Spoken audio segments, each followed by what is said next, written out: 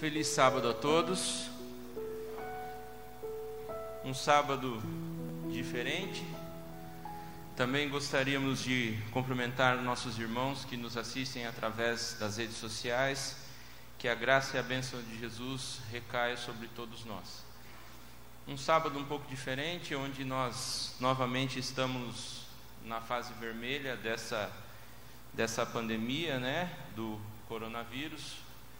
E nós estamos seguindo algumas regras para o bom andamento de todos e para que essa doença não se propague. Porém, os nossos cultos seguirão com algumas modificações, como hoje não teve a classinha das crianças ali embaixo, mas ainda assim continuaremos aqui aos sábados, normalmente a partir das 9 horas com a escola sabatina, e amanhã também nós teremos a continuidade da série que nós estamos tendo aqui todos os domingos, falando sobre os milagres de Jesus. Amanhã quem estará conosco aqui é o Eduardo, que trará a mensagem para nós, só seguindo, essas recomendações para o bom andamento. O culto terá início às 7 horas da noite, e nós encerraremos às 15 para as 8. Por quê? Porque a partir das 8 horas a gente tem que fechar a igreja dentro dessa regra da fase vermelha, do combate aí do coronavírus. Mas, se por algum motivo você não conseguir estar aqui, nos acompanhe através das redes sociais, que para aqueles que não podem estar aqui, será transmitido, e você, por mais que você esteja na sua casa, você pode acompanhar e receber as bênçãos do Senhor através das nossas lives. Convido você a abrir a sua Bíblia então para a mensagem dessa manhã, no livro de Mateus, no capítulo 24, Mateus 24, os versículos 27, Mateus 24, versículo 27. Antes, vamos falar com Deus novamente. Querido Deus, bondoso Pai, obrigado, Senhor, pela oportunidade que o Senhor nos dá de estarmos aqui na Tua casa, de abrirmos a Tua palavra e refletirmos nas mensagens que o Senhor tem guardado para cada um de nós, reservado para nós nesse dia, nesse tempo, para que nós possamos cada vez mais nos fortalecer na Tua graça, para que nós possamos passar por essa crise, mas que dentro em breve nós possamos estar de pé, com os braços abertos, recebendo a volta de Jesus. Abra nossa mente, o nosso coração, tudo isso eu te peço em nome por amor de Jesus, amém. Mateus 24, 37. Antes de nós lermos o texto, eu gostaria de contextualizar para você esta cena desse versículo, para você entender o que estava acontecendo. Jesus, ele estava passando ali com os discípulos ao redor do templo, quando os discípulos chamam a atenção de Jesus e dizem assim: olha que lindo que é esse lugar, olha que magnífico é esse templo.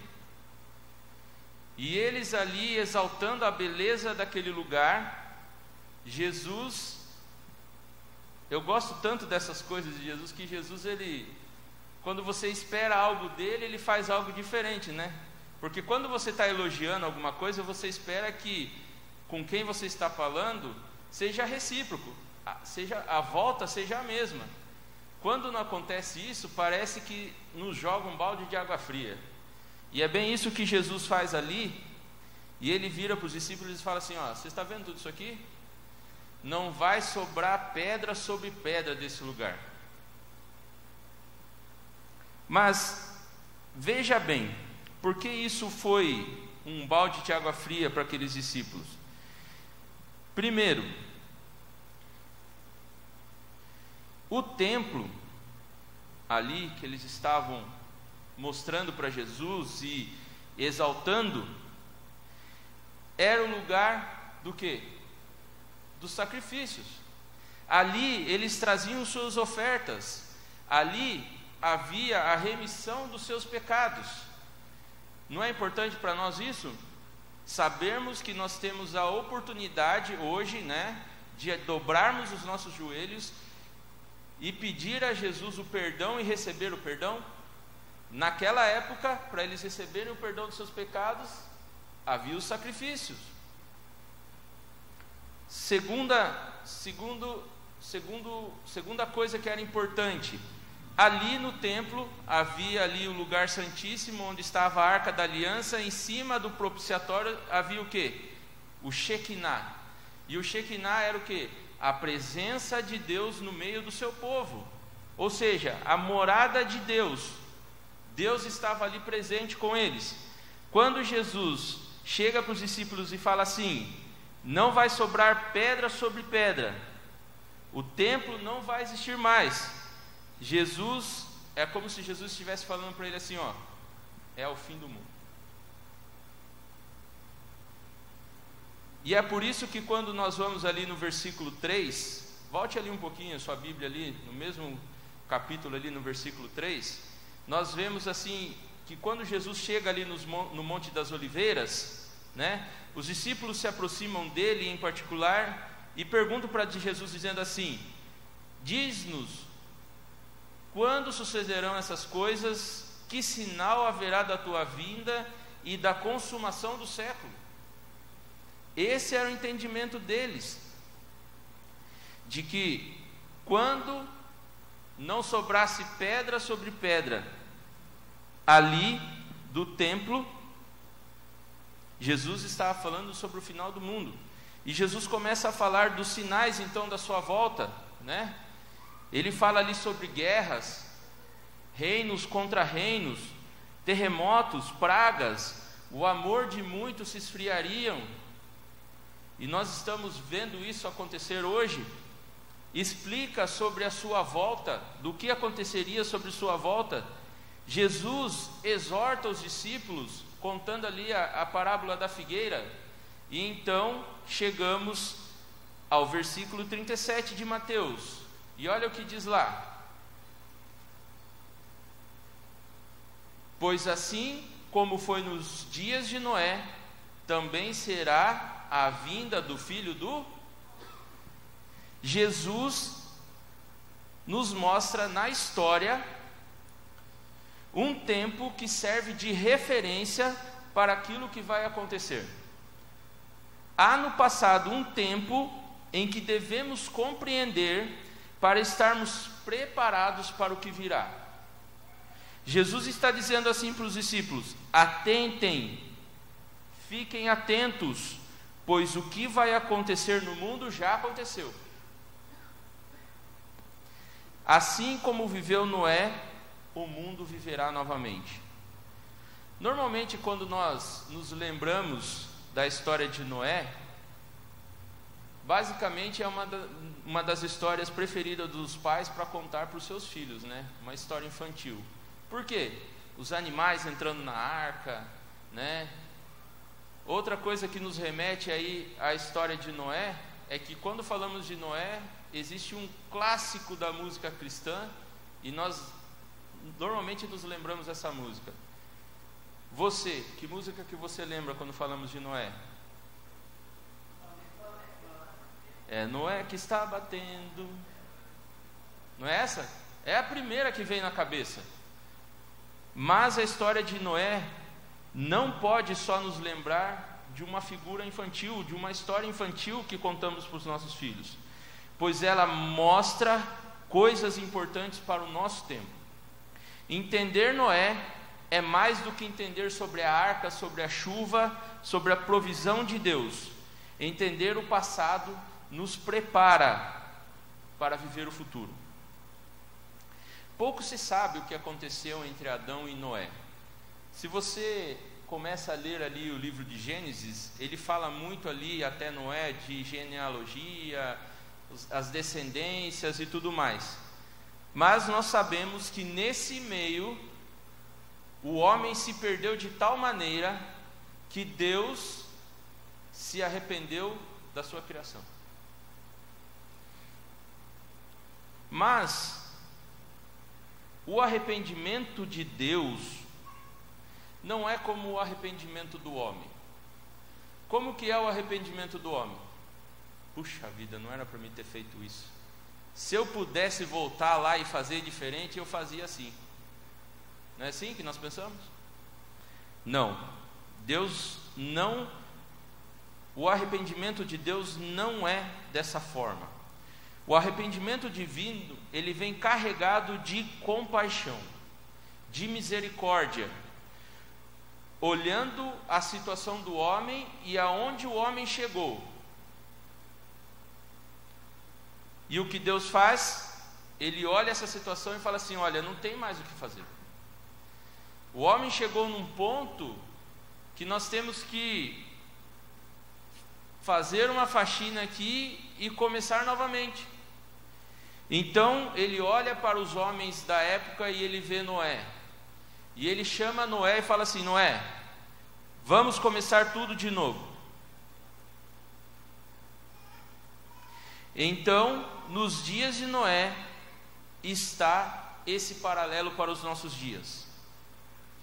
Porém, não penso que viveremos nos dias de Noé. Eu penso e tenho razões para crer que estamos vivendo como nos dias de Noé. E a primeira situação que me dá essa certeza de como o povo da época de Noé vivia, e que me remete que nós estamos vivendo a mesma situação, era que o povo era incapaz de crer na revelação divina. Noé pregava algo inconcebível para o povo no tempo dele. Noé falava de chuva, quando naquela época nunca havia chovido. Eles eram incapazes de crer numa revelação de Deus. Noé, você está louco, não existe isso. Os homens entendidos da nossa época aqui, a ciência da nossa época diz que isso é improvável, nunca aconteceu. O que é chuva? É fácil você acreditar em algo que nunca aconteceu? Se você volta pelo menos a uns 15 anos atrás, você acreditaria que você poderia fazer tudo num celular, num aparelho na sua mão? Além de ligações, hoje o que se faz no celular é usá-lo como telefone. Você acreditaria nisso? Você acredita que eu posso falar para vocês que daqui a algum tempo vai existir 2 anéis assim que você vai pôr em cada dedo assim, ó, e você vai usá-lo como celular? Ou que você aperte um botão, sai um holograma aqui no seu braço onde tem teclas e você vai conseguir digitar, escrever e usar no lugar do celular que você segura na sua mão? Você acreditaria em mim se eu chegasse e falasse para você? Agora pensa você chegar numa época onde um fenômeno da natureza nunca aconteceu e você chegar e falar que vai acontecer. Não é louco?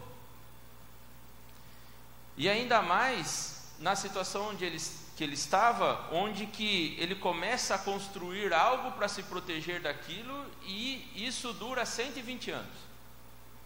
E você começa a ver que o que ele fala nunca acontece. Não sei como que era a contação do tempo naquela época, porque pessoas viviam muito mais de 100 anos, mas as pessoas eram incapazes de crer na revelação. Pergunto para vocês: pregamos algo hoje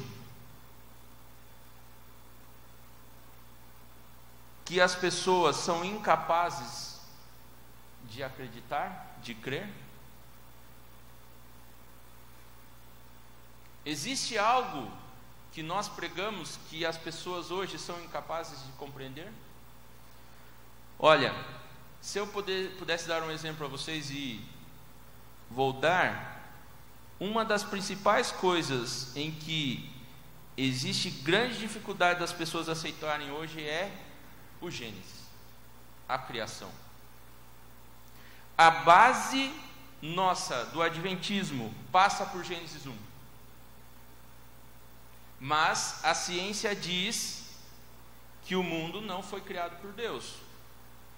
Existem hoje igrejas consideradas igrejas cristãs que creem na Bíblia, mas não creem no Gênesis. Quando eu estava na faculdade, e estava já no meu 6º período da faculdade, começamos a ter uma aula de filosofia. E o meu professor de filosofia era um líder de uma igreja cristã. E uma das aulas que nós tivemos lá um dia lá, da filosofia, era uma aula chamada mitologia. E a mitologia, ela diz o quê? São contadas historinhas, que essas historinhas explicam como surgiram as coisas. Por exemplo, como que o homem descobriu a luz? O homem vivia na caverna no escuro e por acaso um dia, andando nessa caverna, ele achou um lugar onde ele conseguiu sair e achou a luz. E assim surgiu a luz. Mitologia. E uma dessas aulas eu fiquei surpreendido porque esse líder cristão, né, dessa denominação cristã, ele afirmou, né, dizendo assim: hoje, através da ciência, nós sabemos que o mundo veio através do Big Bang. Aí, na hora assim, eu tinha um amigo que era cristão também, que não adventista, mas cristão também, que estava do meu lado. E sabe quando a gente se espanta, olha um para o outro assim, fica meio assim, será que ele está falando isso só porque faz parte da aula, né? E a gente foi lá conversar com ele, e realmente ele crê nisso. Qual que é a ideia desse povo? A ideia é assim: Deus criou a matéria, mas depois Deus largou mão lá, e as coisas foram acontecendo. Esses dias atrás, um líder religioso dos nossos tempos, que tem muita influência, e por mais que eu não fale quem é, eu acredito que vocês sabem de quem eu estou falando, ele deu uma declaração que me chocou bastante. E ele falou assim: a gente tem que parar de acreditar que Deus é um mago, em que ele fala e as coisas acontecem. O Gênesis não é real. Estamos pregando algo que as pessoas são incapazes de crer. É mais fácil crer na evolução do que crer na Bíblia. Como as pessoas acharam que Noé era louco em seu tempo, hoje você falar que você crê na Bíblia, você também é taxado de louco.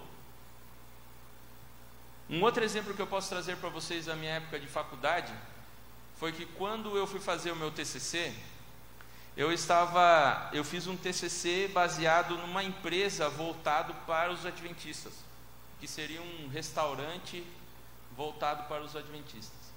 Até era uma ideia que eu tinha na época de criar um próprio negócio, e era uma pesquisa de campo para isso, né?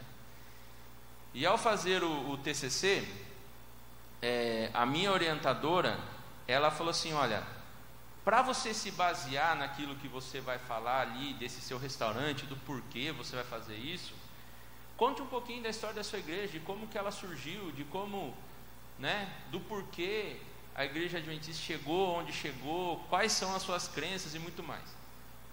E eu comecei a escrever meu TCC, e além dessa minha orientadora, tinha uma professora que tomava conta dos TCCs lá, e ela que fazia uma avaliação final de todos os TCCs.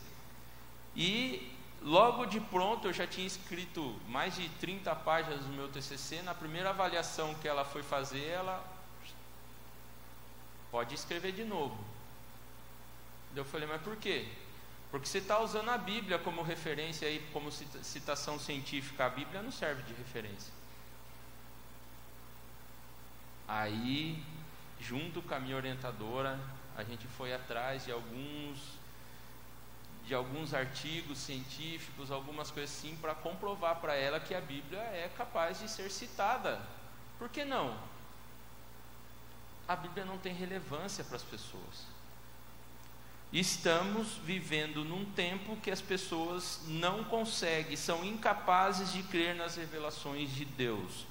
É mais fácil crer na tecnologia, na ciência, do que na própria Bíblia.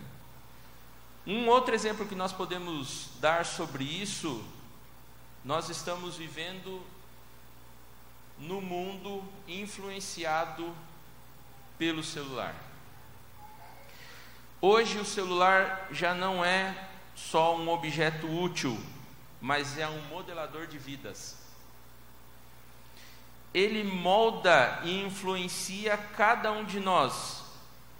Hoje eu posso dizer que mais de 90% das pessoas não conseguem viver sem celular. Você se lembra como era viver sem ele há um tempo atrás? Você vivia?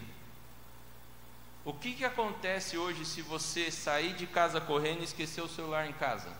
E você não pode voltar a buscá-lo? Você passa bem o seu dia? Seja sincero, pensa aí com você. Você consegue ficar? Porque todo o tempo livre que nós temos, a qualquer momento, se nós não estamos envolvidos ali com outras atividades, qual é a primeira coisa que a gente vai fazer? Mexer no celular. Você lembra como era viver sem o celular? Certa vez um filho chegou para o pai e falou assim: pai, como que era viver sem celular?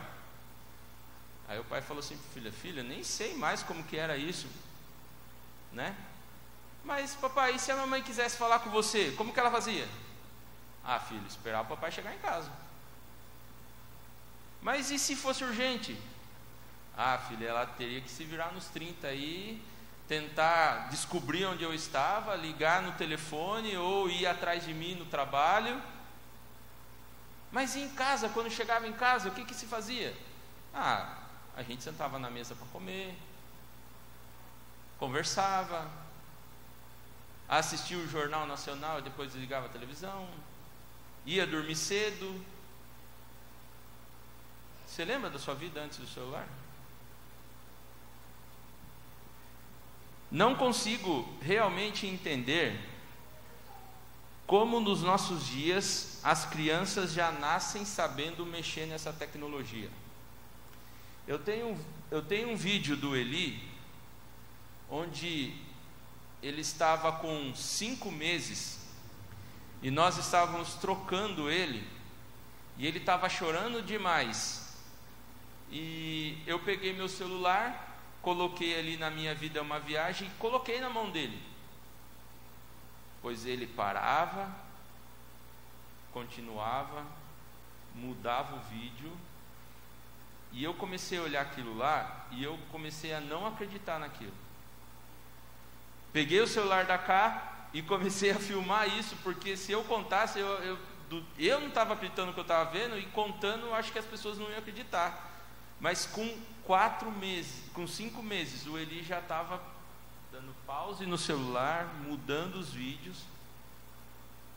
Se você tem um problema com o seu celular, procure uma criança e dá para ele, para você ver se ele não resolve o problema para você. É isso que nos afasta de Deus. E nos afasta do objetivo que Deus tem para conosco. Como fica difícil se comunicar? Você consegue se comunicar com as novas gerações? Essa nova geração... Opa, estou voltando para trás. que não acredita na Bíblia? Devíamos pedir para Deus para que Ele nos desse um dom de línguas, mas não o dom de línguas que o povo acha que é o dom de línguas, ou que a gente fale uma língua que a gente nunca falou, mas a nossa língua, mas sabendo se comunicar com essas novas gerações. Olha só, hoje eu tenho 33 anos de idade. Há 10 anos atrás eu fui diretor jovem dessa igreja. E eu há 10 anos atrás, com 23 anos, eu senti uma imensa dificuldade de me comunicar com os jovens da igreja da minha época, dos meus liderados aqui da igreja. Eu não conseguia interagir, eu não conseguia chamar a atenção deles para que eles se interessassem por aquilo que a gente estava fazendo. O Jama está aqui de prova. Uma vez a gente trouxe aqui um JA excelente aqui na igreja. Fizemos uma divulgação extraordinária. Quando chegamos aqui no sábado à tarde para o JA, estava eu, ele e o Warren. O JA. E o convidado que veio participar aqui com a gente, falando sobre música. Você consegue se comunicar com essa nova geração? Deixa eu perguntar um negócio para vocês. Vocês sabem o que é chipar? Vocês aí que trabalham nas escolas aí, envolvidos com esses alunos aí de várias idades, você sabe o que é chipar? Você sabe o que é crunch? Acho que é assim que pronuncia. Moiô? Só, meu. Você consegue se entender com essa nova geração? Pois, pensando numa situação como essa, que a nossa igreja desenvolveu algo para os jovens. Você conhece essa rede? Esse site? Você já navegou por ele? Você sabe o que tem nesse site aí? Séries, filmes e dramaturgia. Sabe como surgiu isso? Vocês lembram que algumas semanas santas atrás nós assistimos um filme chamado Resgatados? Foi através daí que surgiu a ideia do Feliz Set Play. Um dos maiores programas, não vou dizer maior, mas que tem mais tempo na televisão brasileira, você sabe qual é? Se chama Malhação. Você sabe desde quando a Malhação está no ar? E nunca saiu? Desde 1995. E é uma novela voltada para os... Se está tanto tempo assim no ar, é porque tem audiência. Você sabe qual que é a maior febre do momento hoje? Se chama Netflix. Você vê locadoras aí na rua hoje? Não vê mais. Se eu pedir para vocês levantarem a mão aqui, eu posso garantir que quase 100% da igreja tem Netflix. E qual que é o passatempo preferido de cada um de nós? Séries. E aqui tem séries. E séries muito boas. Qual é o objetivo da igreja com isso? São maneiras de se comunicar com as pessoas para que, como no tempo de Noé, elas não percam essa crença nas revelações de Deus. Existe um outro aplicativo que não sei se você conhece, chamado Esperança. Você já ouviu falar desse aplicativo? Esperança? Esse aqui é uma dica para vocês aqui da igreja e para você que nos assiste. Se você tem uma dificuldade, depois eu posso até colocar aqui no Facebook para vocês e mandar aqui para o grupo da igreja o link para vocês cadastrarem. Se você tem uma dificuldade de dar um estudo bíblico, como que funciona isso? Você cadastra o telefone da esperança no seu celular, e aquela pessoa que você quer dar o estudo bíblico, você cria um grupo ali no WhatsApp e coloca aí o número do telefone da esperança e da pessoa que você quer dar o estudo. E se a pessoa chegar lá no grupo e escrever assim, iniciar, automaticamente esse aplicativo Esperança vai começar a se corresponder com essa pessoa, e toda e qualquer dúvida que essa pessoa tiver da Bíblia, esse aplicativo está preparado para responder e tirar as dúvidas dela. Você sabia disso? Para você ver como a igreja está preocupado com para que as pessoas não percam a esperança na Bíblia e na palavra de Deus. Se essa mesma pessoa chegar a se inscrever lá no aplicativo, eu quero me matar, automaticamente esse aplicativo, ele vai linkar essa pessoa com psicólogos preparados que estão dispostos a ajudar essa pessoa. Ferramentas para que nós não possamos cair na incredulidade de crer na palavra de Deus, como acontecia nos tempos de Noé. Segundo aspecto, as pessoas permitiram que a sua individualidade se declinasse no coletivo. Deixa eu explicar para você o que é isso. Pergunto para vocês, quanto tempo Noé pregou? 120 anos. Quantas pessoas entraram na arca? 8 pessoas. Muitas vezes nós somos levados a pensar que Noé foi o pior evangelista do mundo, porque ele só conseguiu convencer os... Mas será que não teve nenhuma outra pessoa que acreditou em Noé? Veja bem, se nós formos analisar, muitas outras pessoas creram em Noé. Nós podemos citar aqui o exemplo de Matusalém. Mas Matusalém morreu. Quantas pessoas nesse intervém teve a mesma situação de Matusalém? Outro exemplo, e aí sim, chegamos nessa parte do declínio, teve pessoas que creram no que Noé estava falando, mas se diluíram na opinião dos outros, levaram em conta no que as pessoas iam pensar delas.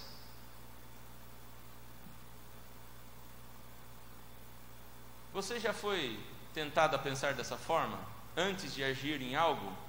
O que será que vão pensar de mim se eu fizer isso?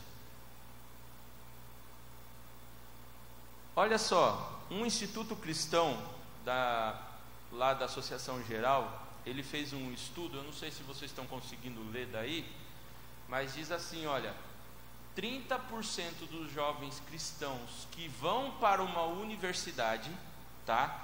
E aqui eu faço um parêntese para vocês, nos dias em que nós vivemos, até nas nossas universidades pode acontecer isso, tá? No primeiro ano elas saem da igreja. Por quê? Por que acontece isso? Elas deixam de crer na Bíblia? Vocês acham que é isso que acontece? Existe uma lavagem cerebral que acontece nelas, que elas do nada param de crer no que elas acreditavam há muito tempo? Eu acho que não.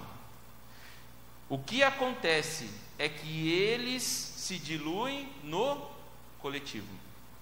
Começam a ter então as chamadas crises de identidade.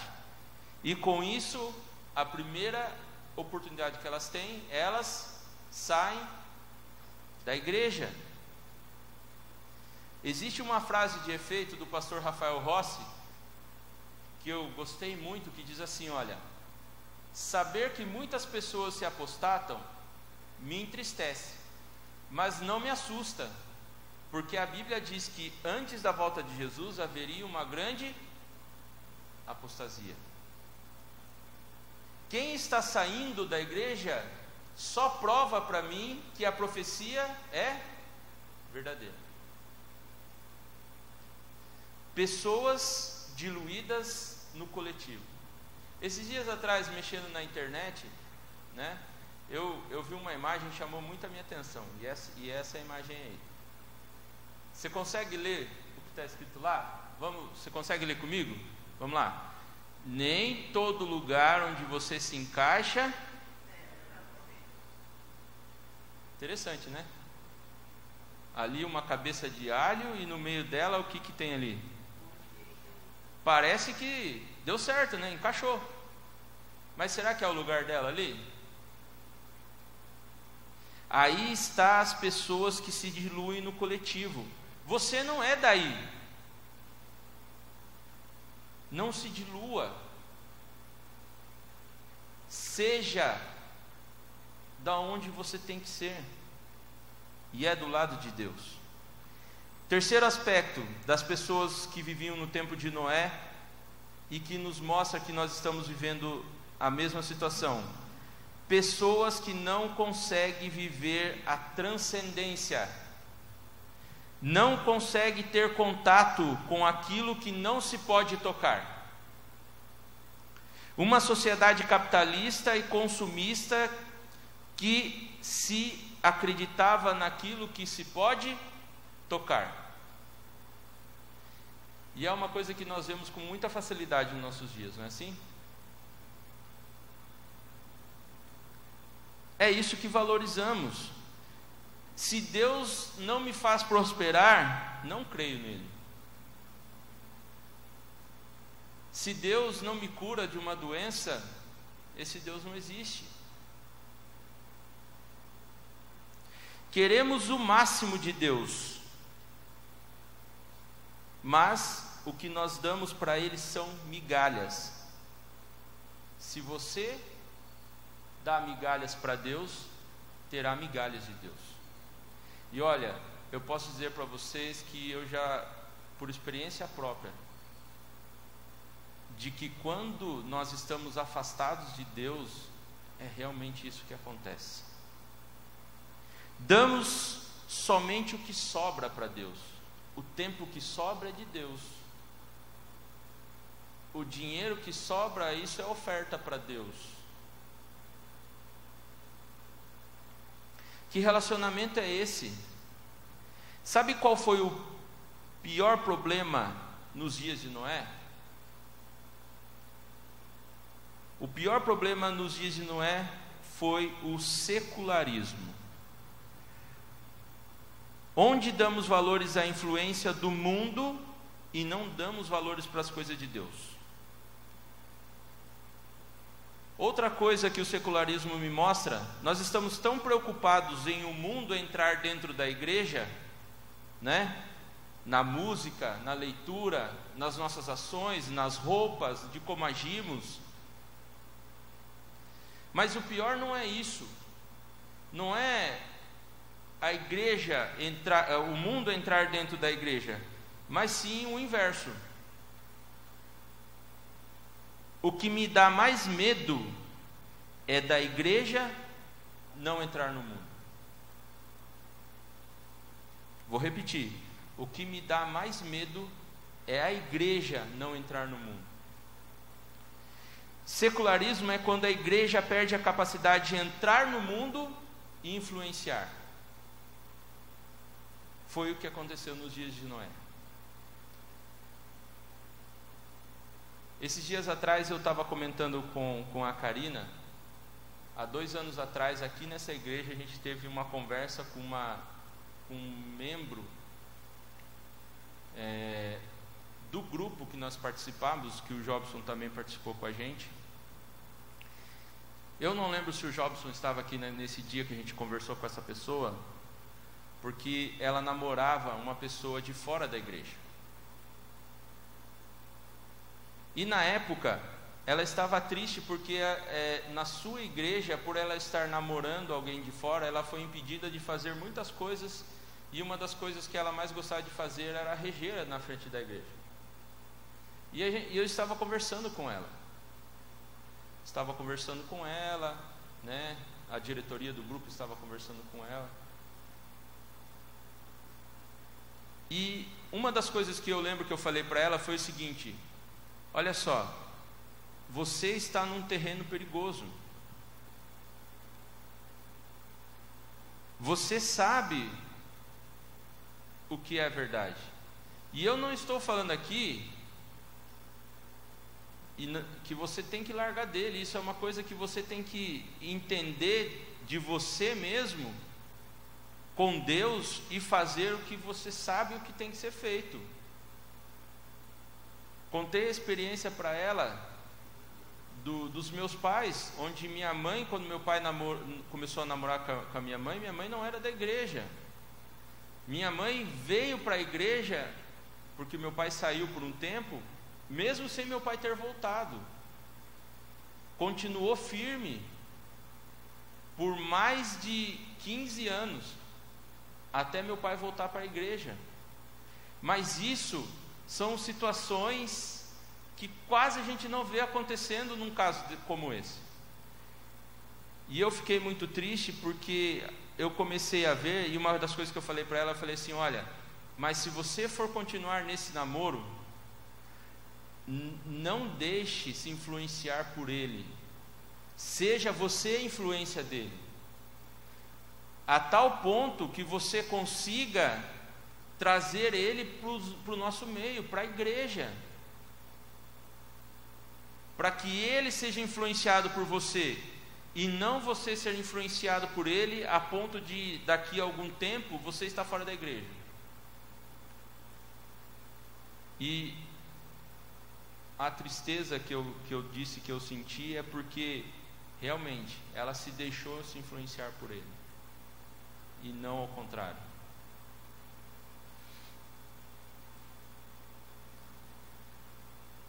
Foi isso que aconteceu nos dias de Noé. Isso é muito perigoso. Reconheça os dias em que vivemos e deixemos de brincar de cristãos. Se existe um tempo em que você não deve brincar de ser cristão, é agora. Nós estamos reunidos aí nos 10 dias de oração, embaixo de uma árvore lá na CPB, e eu comentei ali com o povo que nós estávamos orando que eu não consigo entender como pessoas que nasceram dentro da igreja ou têm um pleno conhecimento da verdade, e no momento como nós estamos vivendo, dessa pandemia, da realidade do mundo, onde que nós vemos que mais perto está a volta de Jesus, pessoas se decidem ou vê a oportunidade de se afastar de Deus. Eu não consigo, não entra na minha cabeça, não consigo entender. Porque se você não está do lado de Deus, quando Jesus voltar, você vai estar onde? Perdido. É isso que você quer? Se você chegar para alguém que está lá fora e ele tiver compreensão dessa verdade, de que se eles não estiverem do lado de Deus, eles estarão perdidos, você acha que eles vão querer dizer que eles querem estar perdidos? Não me entra na cabeça como as pessoas brincam de ser cristãos. Vivemos como nos dias de Noé.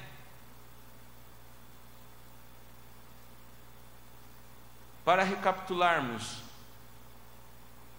nos dias de Noé, pessoas não criam na revelação de Deus. Aconteceu lá, acontece hoje aqui. Individualidade diluída no coletivo. Aconteceu lá, acontece aqui. Pessoas que não conseguem viver a transcendência. Aconteceu lá e acontece aqui. Cabe a nós escolher que lado está.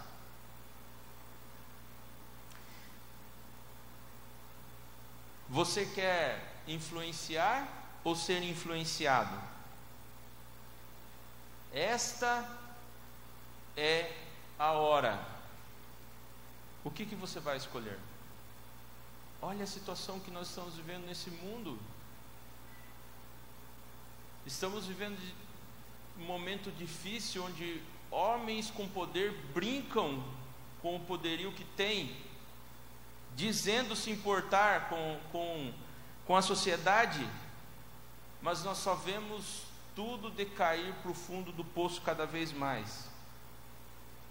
Espero que você escolha o lado de Jesus e que Ele nasça em você e faça uma transformação em você todos os dias. Nesse momento eu convido você a cantar comigo para nós encerrarmos o culto dessa manhã. O hino Nasce em Mim. E enquanto nós estivermos cantando, faça desse hino a sua oração. Que você entenda a realidade do momento em que nós estamos vivendo. E por mais que nós estamos pregando sobre isso há mais de 10 anos, que você entenda que nesse momento nós precisamos de uma reforma em nossa vida mais do que nunca. Entenda, estamos vivendo os últimos dias desse mundo. Precisamos escolher de que lado nós vamos estar. E eu espero que você, meu irmão que está aqui na Igreja Central, que você, meu irmão que nos assiste através das redes sociais, você possa escolher Jesus na sua vida, que você possa escolher ser transformado por Ele, que você possa escolher que Ele nasça em você todos os dias. Eu quero dizer para você que nesse ano, os 10 dias de oração foi muito importante para mim. Temas extraordinários, temas que mexeram muito comigo e fizeram eu entender que nós precisamos mudar, precisamos escolher a Jesus o mais rápido possível. Nós estamos vivendo aí uma doença em que uma pessoa está bem hoje e amanhã ela está morta. Ah, muito bem, tem pessoas que vai passar bem por ela, mas você tem certeza que você vai ser uma delas? Se você for acometido por ela? E se você não estiver escolhido Jesus? E se você não estiver vivendo ao lado dele? Irmãos, esse é o momento que nós paremos de brincar de ser cristãos, que nós possamos entender que nós estamos numa batalha do grande conflito, onde você é o bem mais precioso de Jesus, que Satanás quer tomar. Não deixe que isso aconteça na sua vida. Então, enquanto cantamos o hino Nasce em Mim, faça desse hino sua oração e aceite que Jesus transforme a sua vida.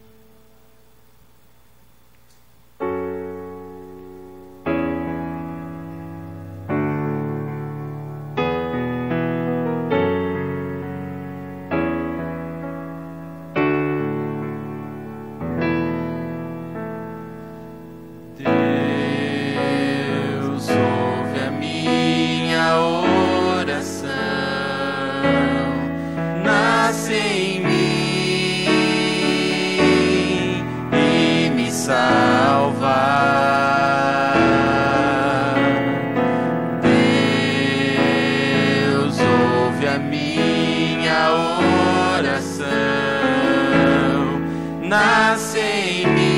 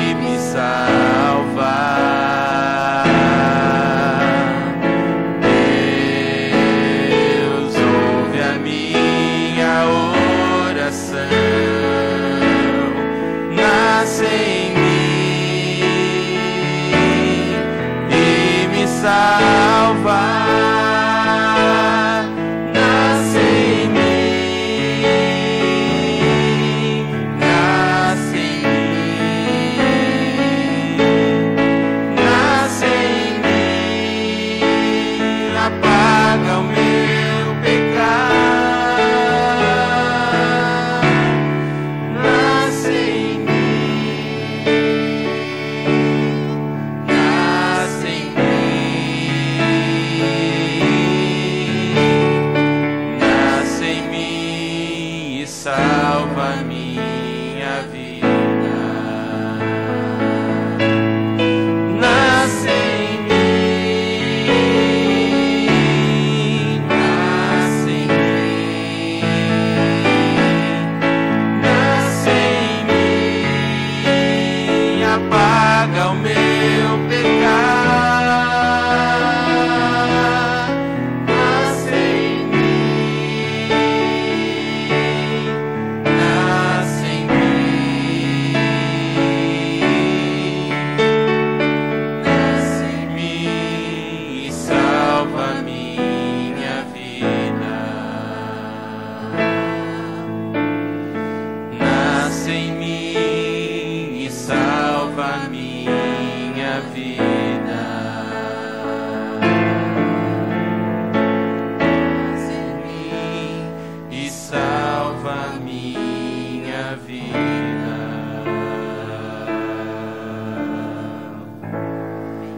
Querido Deus, bondoso Pai, Senhor, tenha misericórdia de nós, que nós possamos entender o tempo em que nós estamos vivendo. Abra os nossos olhos para que nós possamos entender que a Tua volta está próxima, que nós precisamos nos entregar verdadeiramente a Ti, que realmente precisamos de uma reforma em nossa vida, para que nós possamos estar prontos e preparados, para que quando o Senhor voltar, nós possamos estar contigo nos céus. Abençoa cada um de nós, abençoa aqueles que nos acompanham através das redes sociais, que o Senhor possa ter uma bênção especial na vida de cada um. Não sabemos qual é a situação que cada um se encontra, se tem problemas na família, financeiro, de saúde, acometido por essa terrível doença que nos aflige, mas que essas pessoas possam ter a certeza das Tuas bênçãos, da Tua misericórdia e da Tua salvação. Nos leva de volta aos nossos lares, que nós possamos nos encontrar aqui novamente amanhã, para mais uma vez recebermos uma bênção de Ti. Tudo isso eu te peço e agradeço no amor de Jesus. Amém. Feliz sábado a todos.